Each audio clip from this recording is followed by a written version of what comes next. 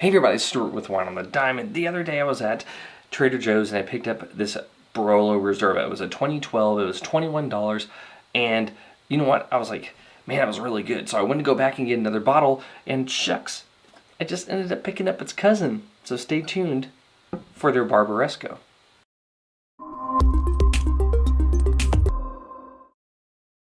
Hey everybody, it's Stuart with Wine on the Dime. Before we get into today's video, if you like it, maybe click that subscribe button down there. Click the notifications, all notifications, share it with a friend, leave a comment, interact with the video somehow, because that lets me know you like it, and it lets YouTube know you like it, and then more people find my channel, and then more people can click buttons and stuff.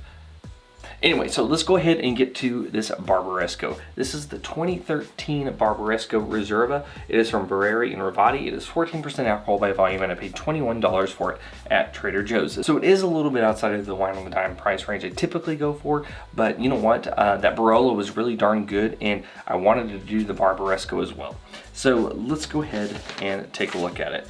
No screw top, just traditional cork.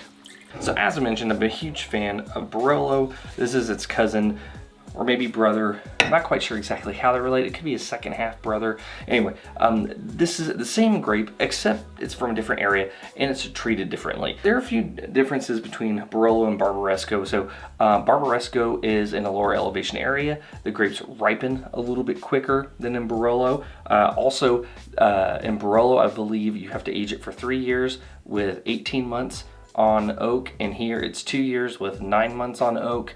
And this is going to be more fruit driven. It's not going to be as, I guess the word would be like old and perfumey as you would get with Barolo. And also it tends to be a deeper, darker wine. Barolo tends to be a lot more lighter. Both should be pretty high acid and have a reasonable intensity to them. With that being said, let's take a look at it.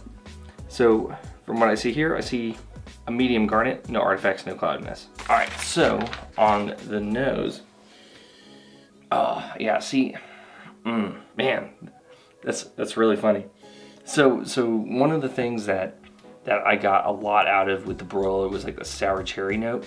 Here I'm getting more of like a dull red cherry, but the thing that's really getting me is there is a hardcore fennel seed in this. Woo, I mean, if you've ever had like a good, actually, there's a little bit of a meatiness, and this is the perfect thing to talk about now. If you've ever had a really good Italian sausage, it has like the fennel and just like kind of a little bit fatty and just full of salty goodness. This is exactly what it smells like. Yeah, oh man, it smells so good. Yeah, I really like that fennel in this wine. The other thing that I'm getting with it is there seems to be like a bit of a red currant thing going on, a little bit of earth, but I'm also getting like a little bit of a dried cranberry, not too much oak, maybe a little bit like a touch of cinnamon, and maybe a little bit of, well, I don't know. I'm trying. That fennel's really kicking out. Yeah, there's a lot of fennel in this wine.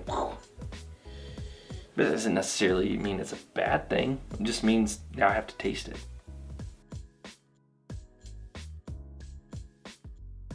Medium plus acid, medium body. The tannins, I'm gonna say medium plus on the tannins. They're very like a chalky tannin. Like they just kind of coat everything evenly. Kind of like to like scrape it off your tongue, which I like. I like that about this wine.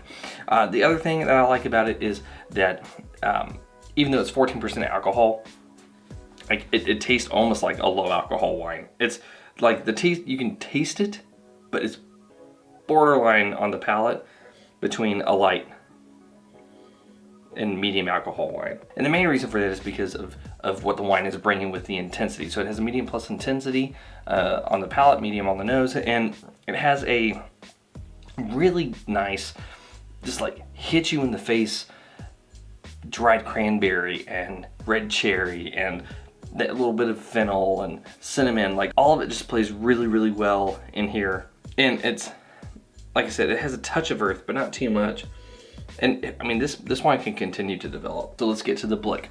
From a balance standpoint, yeah, you're in balance, full point. Length, medium finish, half a point. I wish the finish was longer.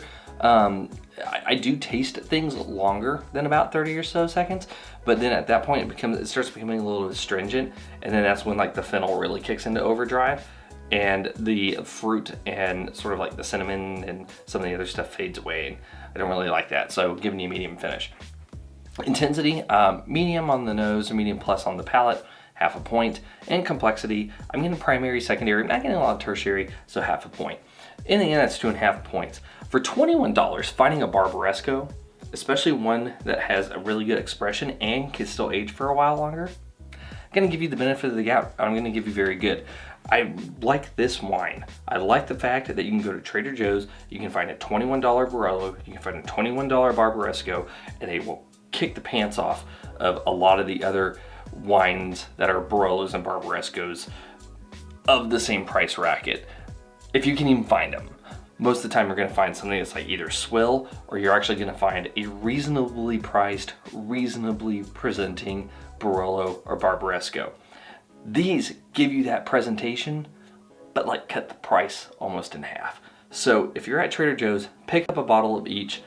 Yeah, I mean, you're really not going to be disappointed. Anyway, this has been Stuart with Wine on the Dime. If you liked today's video, please like, subscribe, and comment. Have you had the 2013 Barbaresco Reserva from Barreri Rovati via Trader Joe's? If you have, leave a comment below, and I'll see you all again soon with another episode from Wine on the Dime.